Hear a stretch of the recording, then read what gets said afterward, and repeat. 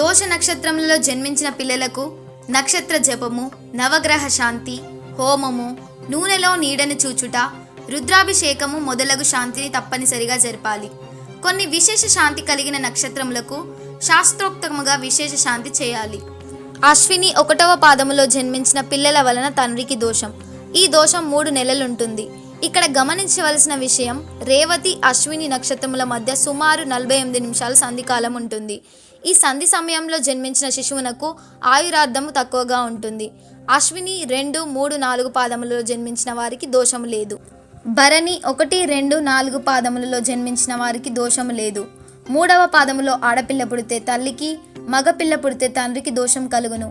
ఈ దోషము 23 రోజులు ఉంటుంది. కృత్తిక నక్షత్రములలో 3వ పాదములో జన్మించిన స్త్రీ తల్లికి, పురుషుడు తండ్రికి సామాన్య దోషం కలుగజేయును. 1, 2, 4 పాదములలో జన్మించిన వారు స్వల్ప దోషమును కలుగజేయుదురు.